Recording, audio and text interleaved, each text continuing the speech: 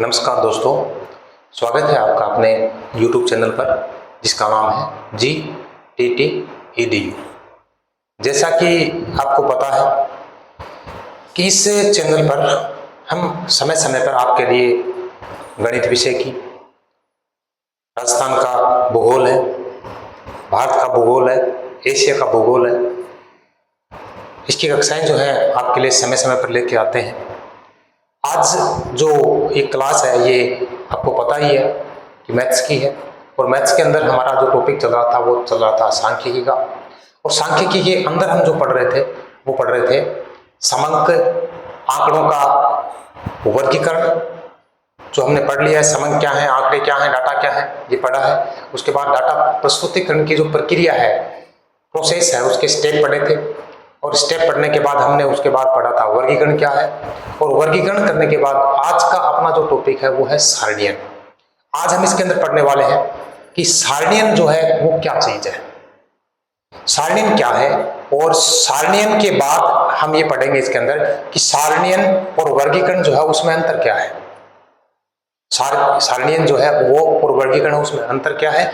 और इसके बाद हम पढ़ेंगे कि सारणी के रूप में यदि हम डाटा को प्रस्तुत करते हैं तो उसके अंदर कौन कौन सी क्रिया है, या कहने का मतलब है कि उसका प्रारूप क्या है। ये कह सकते हैं सारणी जो है उसके पार्ट कितने हैं, भाग कितने हैं। तो वो 6 पार्ट होते हैं, उनकी चर्चा हम आपके साथ आज करने वाले हैं। तो बने रहें वीडियो के साथ। शुरू करते हैं आज के अपने इस बिंदु को। देखो, अपना जो बिंदु है आज का वो है सारणियन। और सारणियन को इंग्लिश में कहते हैं टेबुलेशन। टेबुलेशन, ठीक है। तो सबसे पहले हम पढ़ेंगे सारणियन है क्या चीज। सबसे पहले हमें पढ़ना है सारणियन क्या चीज है। देखो मैं बताता हूं आपको। आंकड़ों के प्रस्तुतिकरण की जो क्रिया है वो 30 नंबर पे आती है, और उस प्रस्तुतिकरण की क्रिया के अंदर वर्गीकरण भी आता है और सारणियन भी आता है। उसके अंदर वर्गीकरण भी आता है, मतलब आंकड़ों के प्रस्तुतिकरण की क्रिया में आपको वर्गीकरण करना होता है और क्या करना होता है, सारणियन का कार्य करना होता है। अब वर्गीकरण जो है वो हम पढ़ चुके हैं कि क्या होता है। आपको भाई एक लाइन में इसका उत्तर आपको कमेंट में बताना भी है कि वर्गीकरण क्या चीज है। देखो, हम क्या करते हैं कि आंकड़े जो हैं उनको उनकी समानता के आधार पर, उनकी असमानता के आधार पर हम उनको वर्गों में, उपवर्गों में, या कहने का मतलब श्रेणियों में बांट देते हैं। वो क्रिया होती है वर्गीकरण की। और वर्गीकरण की क्रिया के बाद जो प्राप्त आपके पास आंकड़े होते हैं, या वर्गीकरण के बाद जो आंकड़े आपको प्राप्त होते हैं, उन आंकड़ों को हम क्या कहते हैं, पंक्ति के रूप में, कॉलम के रूप में, हम किसी सारणी के रूप में उनको प्रस्तुत करने का कार्य करते हैं। और वही क्या क्रिया क्या कहलाती है, सारणियन कहलाती है। क्या कहलाती है, सारणियन। चलो पढ़ते हैं। सारणियन जो है वर्गीकरण के पश्चात होने वाली क्रिया है। ये मोस्ट इंपॉर्टेंट चीज है भाई। मतलब पूछा कई बार ये जाता है कि वर्गीकरण पहले होता है सारणियन पहले होता है। तो सीधी सी बात है, क्योंकि वर्गीकरण के जो आंकड़े होते हैं उनके आधार पर हम सारणी का निर्माण करते हैं। तो इसका मतलब सारणियन जो है वो वर्गीकरण के बाद की क्रिया है, या यूं कह सकते हैं कि वर्गीकरण जो है वो सारणियन से पहले की क्रिया है। कंफर्म सबको? चलो ठीक है। जिसके अंतर्गत का मतलब क्या है कि सारणियन के अंतर्गत क्या कहा जाएगा, विभिन्न प्रकार के जो समंक है जो आपको वर्गीकरण से प्राप्त हुए हैं, विभिन्न प्रकार के समंक जो आपको वर्गीकरण से प्राप्त हुए हैं, उनको खानों में या पंक्तियों के रूप में क्या करते हैं, प्रस्तुत करने का कार्य करते हैं। मतलब वर्गीकरण से प्राप्त जो आंकड़े होते हैं उन आंकड़ों को आप खानों में लिखें, पंक्तियों में लिखें। कहने का मतलब खानों और प्रस्तुतियों मतलब पंक्तियों में प्रस्तुत करते हैं, और वो भी किस रूप में, क्रमबद्ध रूप से। क्रमबद्ध रूप से उनको प्रस्तुत करने का जो कार्य हम करते हैं वो क्या कहलाता है, सारणियन कहलाता है।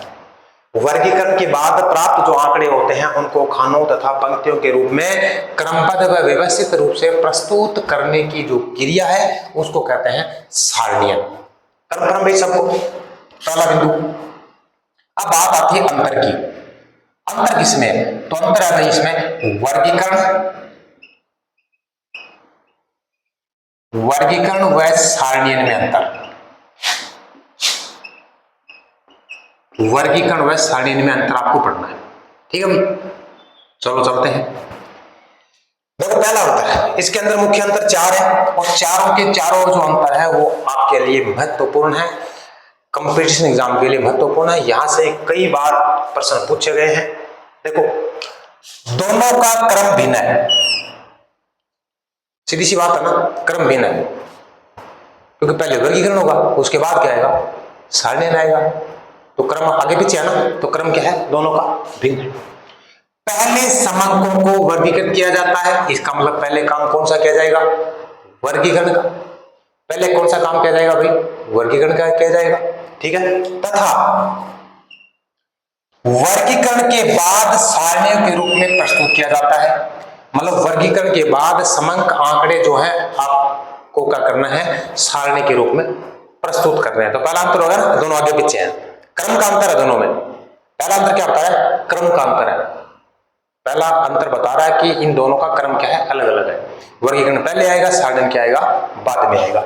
ठीक है, अब बात करते हैं कि वर्गीकरण के आधार पर क्या करते हैं, हम सारणी का निर्माण करते हैं। क्योंकि वर्गीकृत जो आंकड़े होते हैं उन आंकड़ों के आधार पर हम सारणी जो है वो बनाते हैं। इसका मतलब ये हो गया कि वर्गीकरण जो है वो सारणी को आधार प्रस्तुत करता है, या यूं कहे कि सारणीयन का आधार क्या है, वर्गीकरण है। अतः क्या कह सकते हैं, वर्गीकरण जो है वो सारणीयन का क्या है, आधार है। वर्गीकरण क्या भाई, सारणीयन का आधार। ठीक है, नंबर 2 क्लियर है सबको पहला। दूसरा नंबर, अब वर्गीकरण कौन सी विधि है, या इसमें क्या करते हैं, और सारणी जो उसमें क्या करते हैं। देखो, वर्गीकरण सांख्यिकी की विश्लेषण की विधि है, मतलब समंक जो है उनका विश्लेषण किया जाएगा इसमें। वर्गीकरण में समंकों का, तथ्यों का, आंकड़ों का, डाटाज का क्या करेंगे, विश्लेषण किया जाएगा। इसका मतलब है कि ये सांख्यिकी विश्लेषण की विधि है। वर्गीकरण सांख्यिकी विश्लेषण की विधि है, और जबकि अगली विधि जिसको कहते हैं सारणीयन की, सारणीयन क्या है, समंकों, आंकड़ा, तथ्य जो हैं उनके प्रस्तुतिकरण की विधि है। ये अंतर दोनों में। जबकि सारणीयन क्या है, समंकों के प्रस्तुतिकरण की विधि है, प्रस्तुतिकरण की विधि है। क्लियर भाई दोनों। क्या बताया इसमें कि वर्गीकरण जो है वो समंकों को, डाटा को विश्लेषित करने की विधि है। मतलब सांख्यिकी में विश्लेषण का कार्य समंकों का जो करते हैं वो वर्गीकरण में करते हैं, और प्रस्तुतिकरण का कार्य किस में किया जाएगा, सारणीयन में। तो ये अंतर हो गया दूसरा।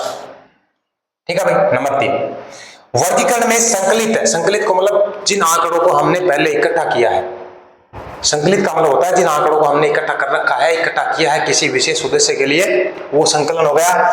समंकों को जो संकलित किए, जो इकट्ठे किए गए समंक हैं, उनको समानता के आधार पर, उनको असमानता के आधार पर, मतलब उसमें समान गुण भी होंगे, उसमें असमान गुण भी होंगे, उन गुणों के आधार पर वर्गों में और उपवर्गों में क्या करेंगे, बांट देंगे। वर्गों में, उपवर्गों में व श्रेणियों में क्या करेंगे, इसको बांटा जाएगा। देखो, वर्गीकरण में जब आंकड़े आप पहले, वर्गीकरण से पहले आंकड़े इकट्ठे करने होते हैं भाई, आंकड़ों का संकलन होता है वर्गीकरण से पहले की क्रिया। ठीक है, तो संकलित आंकड़े जो आपके पास हैं उनके समान गुणों के आधार पर, उनके असमान गुणों के आधार पर क्या करेंगे, उन समंकों को, उन तथ्यों को वर्गों में, उपवर्गों में या श्रेणियों में बांटते हैं। जबकि सारणीयन में क्या करेंगे, जबकि सारणीयन में क्या करेंगे, आपको वर्गीकृत जो किए गए समंक है उन समंकों को खानों में और पंक्तियों में क्या करेंगे, प्रस्तुत किया जाएगा। वर्गीकृत जो संकलित आंकड़े हैं उनको समानता है, समानता के आधार पर क्या करेंगे, वर्गीकरण में वर्गों में, उपवर्गों में, श्रेणियों में बांट देंगे। और बांटने के बाद आपको जो समंक प्राप्त होते हैं उन वर्गीकृत तथ्यों को या समंकों को खानों में या पंक्तियों में क्या करेंगे, प्रस्तुत करने का कार्य करेंगे। अतः क्या कह सकते हैं कि सारणीयन जो है वो वर्गीकरण का यंत्रात्मक भाग है। भाई ये बड़ी तगड़ी मोस्ट चीज है भाई, सारणीयन जो है वो वर्गीकरण का यंत्रात्मक भाग है। यंत्रात्मक मतलब मशीनी भाग है, मशीनी भाग है, यंत्र के रूप में काम करता है। कौन, सारणीयन। किसके लिए? वर्गीकरण के लिए। क्योंकि वर्गीकरण के जो आंकड़े आपको प्राप्त होते हैं उनको हम क्या करते हैं, इसमें फिट कर देते हैं, जहां जिसकी आवश्यकता होती है, जहां जिसकी व्यवस्था होती है, जहां जिसका स्थान होता है, उसके अनुसार उसको खानों में, पंक्तियों में क्या कर देंगे, एक यंत्र के रूप में प्रस्तुत किया जाता है। इसलिए कहा जाता है कि सारणियन जो है वो वर्गीकरण का यंत्रात्मक भाग है। नंबर 3 हो गया भाई। अगला है, वर्गीकरण की क्रिया में समंकों को वर्गों में, उपवर्गों में बांटा जाता है। कई बार बात आ गई है, सारणी में लिख सकते हो साथ में कि समंकों को वर्गों व उपवर्गों तथा सारणी में या श्रेणियों में बांटा जाता है। जबकि सारणी में क्या होता है, व्युत्पन्न समंक। व्युत्पन्न समंक का मतलब होता है यहां से जो समंक आपको प्राप्त होते हैं वो व्युत्पन्न समंक है। मतलब वर्गीकरण से जो समंक आपको व्युत्पन्न के द्वारा प्राप्त होते हैं या उनकी क्रिया के द्वारा जो प्राप्त होते हैं वो व्युत्पन्न है। उनको क्या करेंगे हम परसेंटेज में या अनुपात में क्या करेंगे, प्रस्तुत करने का कार्य करेंगे। क्या करेंगे, समंकों को प्रतिशत में और अनुपात में प्रस्तुत करने का कार्य करेंगे। तो व्युत्पन्न समंकों जैसे प्रतिशत है, अनुपात है, आदि का प्रयोग इसमें किया जाता है। तो प्रतिशत को, अनुपात को प्रयोग क्या करे जाएगा भाई, सारणियन में।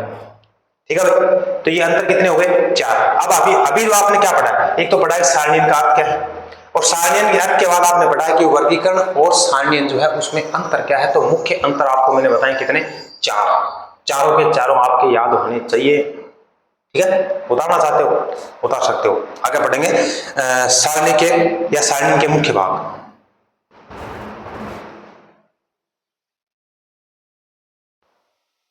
चलो अभी आगे चलते हैं। अब बात करते हैं सारणी के मुख्य भाग कौन कौन से हैं, और सारणी की प्रक्रिया को भी इस प्रकार से बता सकते हो कि सारणी की प्रक्रिया भी यह है। सारणी के मुख्य भाग कितने हैं, 6 हैं। ठीक है, देखो पहला, सबसे पहला क्या है, सारणी का शीर्षक।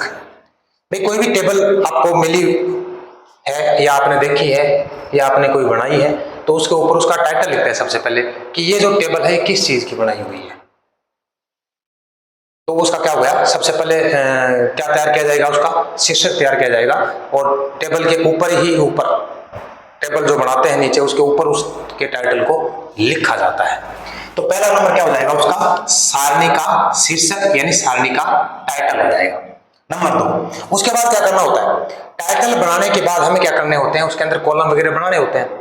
और प्रत्येक कॉलम के ऊपर हम क्या करते हैं, उपशीर्षक या अनुशीर्षक लिखते हैं कि ये कॉलम जो है ये किस चीज को बता रहा है, ये कॉलम किस चीज को बता रहा है, ये कॉलम किस चीज को बता रहा है। ये मतलब जितने भी कॉलम हम बनाएंगे उसमें पर्टिकुलर किसी विशेष तथ्य, विशेष समंक, विशेष गुण की हम उसमें चर्चा करेंगे जो उसके ऊपर लिखते हैं।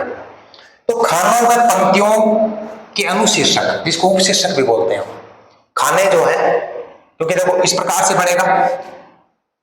तो यहां ऊपर जो लिखते हैं, यहां पर जो लिखते हैं ना वो अनुशीर्षक है, और इसके ऊपर यहां लिखते हैं वो क्या है, शीर्षक है। आप टेबल बना रहे हो इसे, जैसे ये इस प्रकार से टेबल बनाइए आपने। तो यहां पर जो लिख रहे हो ना, यहां पर वो तो क्या है, टाइटल है इसका, और यहां लिख रहे हो ना इसके अंदर वो क्या है, इसका अनुशीर्षक है। ठीक है, तो कई बार ऐसा भी होता है कि इधर भी लिखा हुआ होता है, यहां 2 चीजें हैं कि नीचे क्या है और इस साइड में क्या है, तो ये भी क्या है, इसका अनुशीर्षक है। अब ये जो बिंदु है जिसको कह सकते हैं आप खाने में पंक्तियों में अनुशीर्षक जो है वो दूसरे नंबर का बिंदु है इसका, तो दूसरा नंबर ये करना है। और ये जो चीज है खाने व पंक्तियों के अनुशीर्षक, स्टेप नंबर 2, ये स्टेप नंबर 2 जो है ये सारणी का क्या है, मुख्य भाग है। सारणी का मुख्य भाग, ये पूछा गया परीक्षा में कि सारणी का मुख्य भाग क्या है। तो सारणी का मुख्य भाग ये अनुशीर्षक है, ये होते हैं खाने और कॉलम जो होते हैं उनके अंदर अनुशीर्षक जो लिखे हुए होते हैं वो सारणी का मुख्य भाग होते हैं। और इनको सारणी का हृदय भी कहा जाता है, इन्हें सारणी का हृदय भी कहा जाता है। मैंने लिख रखा भाई, सारणी का मुख्य भाग है ये, और क्या है, सारणियन का हृदय भी इसे कहा जाता है। ये भी पूछा गया है कि सारणियन का हृदय क्या है, तो सारणियन का हृदय क्या है, सारणियन के खाने पंक्तियों में लिखे हुए अनुशीर्षक जो है वो क्या है, सारणियन का हार्ट है। ठीक है, इसके बाद क्या करना होता है, ये अनुशीर्षक लिखने के बाद आपको ये लाइनें खींचनी होंगी। ये लाइनें खींचोगे और इनके बीच में क्या करोगे, रिक्त स्थान छोड़ोगे, खाली स्थान जिसको बोलते हैं, रूलिंग एंड स्पेसिंग। रेखाएं खींचना व रिक्त स्थान छोड़ना, ये तीसरे नंबर का बिंदु है। क्या कहते हैं? रेखाएं खींचो, इधर भी खींचनी पड़ सकती हैं, इधर भी खींचनी पड़ सकती हैं, दोनों साइड आपको रेखाएं खींचनी पड़ सकती हैं।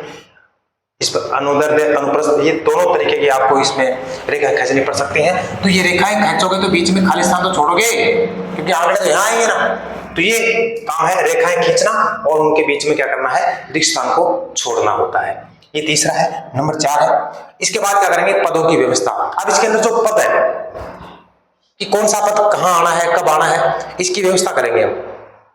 कि पहले नाम आएगा, उसके बाद उम्र आएगी, उसके बाद वजन आएगा, ये इस प्रकार से व्यवस्था है। तो क्या करेंगे?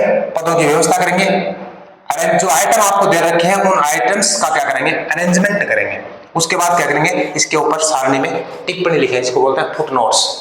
फुटनोट्स लिखेंगे कि इस सारणी का सार क्या बता रहा है, इस सारणी का सार क्या, वो नीचे लिखा जाता है। सारणी का सार ये कि सारणी जो है इससे सार निकल के ही आता है, तो वो आ जाएगा। इसके ऊपर टिप्पणी करेंगे और टिप्पणी करने के बाद लास्ट में क्या आएगा? उद्गम।